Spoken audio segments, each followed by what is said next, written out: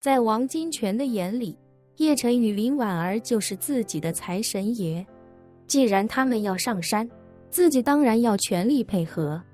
于是他便立刻对两人说道：“二位贵宾稍等，我召集一些人手，多带些照明设备陪你们一起上去。”叶晨摆手说道：“不必了，我们现在还属于秘密考察的阶段，不希望走漏风声。你不用刻意安排，让其他人该下班下班，该休息休息，把志成山上所有工作人员、执勤保安都撤下来。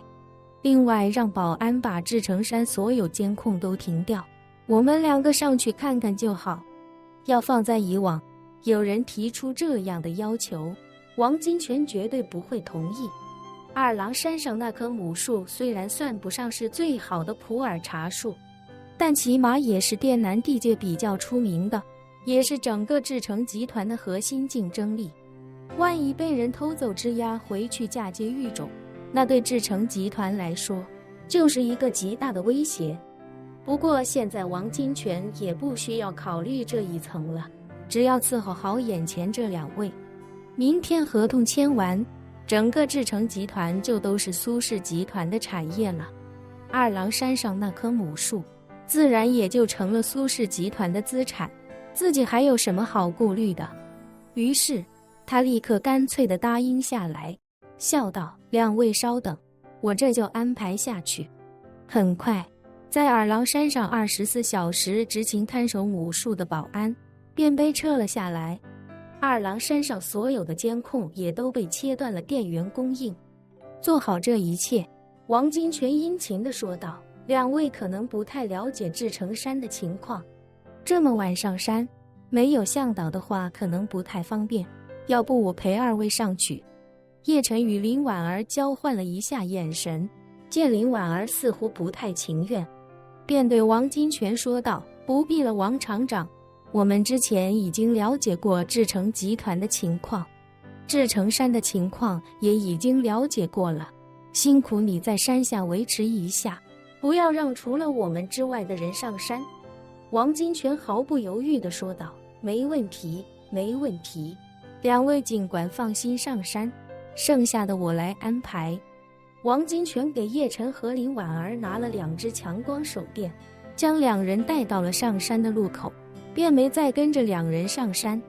叶晨与林婉儿一路上山，沿途也确实没有发现其他人的踪迹，而且所有的监控探头也确实已经断了电。由于二郎山已经在志成集团手中经营多年，志成集团将整个二郎山修成了一层层的梯田模式，每一层都规范种植了大量茶树。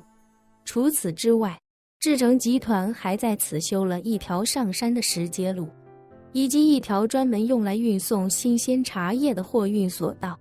到了茶叶的收获季，工人便步行上山采摘，每一层采摘够一定数量后，茶叶便集中起来，通过索道运到山下加工。上山的路上，林婉儿时常会从手边的茶树上摘下一片叶子，放在口中轻轻咀嚼。叶晨见他尝了一路，忍不住问：“这些茶叶品质怎么样？”林婉儿微微一笑，对叶晨说道：“这里的茶叶越往上走品质越好，但整体的水准还是差了不少，达不到很高的品质。不过现在的新茶好像都有这种问题。这么多年来，我喝过的好的普洱茶，除了当初普茶之母产出的茶叶之外，剩下的无一例外都是100年以上历史的茶饼。近些年新出的茶叶其实都不太好。”说着，林婉儿又道：“奴家以为，这应该也跟科技的发展有着脱不开的关系。以前的茶树，无论如何也长不到现在这么茂密。换句话说，现在的茶叶品种产量至少是以前的3倍以上，而且以前的茶叶也长不到这么好的品相。现在的茶叶每一片都很丰满，色泽也非常好，更厉害的是能够很好的控制虫害，所以成品率也很高，长得本来就多，损坏的又少，所以整体的产量比古时候要强出太多。近些年来，茶叶方面的育种思路也是这样，产量越高越好，外观越完美越好，抗虫害能力越强越好，再搭配化肥和农药，单位面积的产出效益自然是几何倍增长。说到这里，林婉儿话锋一转，又道：可是用这个方向不断培育新品种，产量和成品率上去了，茶叶的味道其实是在不断走低的。若是有机会的话，将来可以试着反方向培育一下新的品种，看看能不能把当年的茶叶味道找回来。不过前提是要先找到好的种树，而且奴家说的好种树，是尽可能多的继承当年茶树基因的品种，不是现在被科技改良的品种。叶晨点点头，道：咱们不是还要去版纳吗？当年普茶之母生长的地方，应该能找到他的子孙后代吧。林婉儿也不禁有些期待地说道：奴家也是这么想的。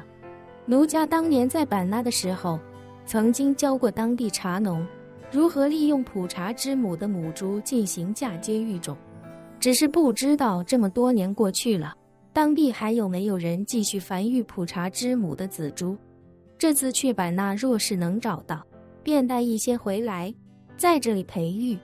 两人边走边聊，距离山峰也越来越近。随着那棵硕大的茶树越来越近，林婉儿的心情也变得愈发激动。虽然时隔300多年，但她还是认出了这棵茶树。叶晨见她身体都有些轻颤，忍不住问她：应该就是这里了吧？是这儿。林婉儿重重点了点头，轻声道：我能认得这棵树，连他身上的疤痕我都还记得。说着，他不禁感慨，几百年对人来说是不敢想的时间跨度，但是对一棵树来说却几乎没什么变化。时隔300年，它还是在这里，虽然更繁茂粗壮了一些，但样子并没有改变太多。随即他指着树干上一块碗口大的树斑，对叶晨说道：奴家当时便以这块斑痕为记号，将父母的骨灰坛埋在了斑痕下方3步之外的距离。说完，他沿着树斑形成的朝向走出3步。站定之后，林婉儿并没有流眼泪，她只是默默俯身，轻轻抚摸着地面的土壤，口中喃喃道：爹娘，婉儿来看你们了。时隔这么久，第一次回到父母灵前，林婉儿心情格外复杂，但她却并没有十分伤感。她一边抚摸土地，一边道：感谢你们在天之灵的庇佑，让婉儿有惊无险地过了这么多年。只是婉儿势单力薄，无力对抗吴飞燕，所以这么久一直没来看望你们，还希望你们不要怪罪婉儿。一旁的叶晨见此，心中只想着尽可能为林婉儿解决一切难题，于是便道：林小姐放心，回头我让苏家在此地建一个直升机停机坪，再添置一架直升机，以后你想过来，直接从金陵坐苏家的私人飞机到普洱机场，不出机场直接转乘直升机来这里，回去时也是一样，让整个交通过程形成闭环，就算破青会停止蛰伏，也不可能发现你，到那时你就能经常从金陵过来了。林婉儿微微一愣，开口道：奴家还以为公子大费周章地为奴家买下这里，是想让奴家以后在这里生活。叶晨忙道：别啊，对付吴飞燕和破青会，我一个人怕是力有不逮。林小姐对破青会了解颇深，若是能一直留在金陵，一定能为我提供许多帮助。至于这里，我会让人抓紧时间改造，届时再将这里的人手更换一批，确保安全之后，林小姐就能经常过来了。林婉儿心下一喜，不禁浅浅一笑，柔声道：谢谢公子费心，能为公子分忧，是奴家的福分。本期视频结束，欢迎订阅我的频道，这样就不会错过精彩内容。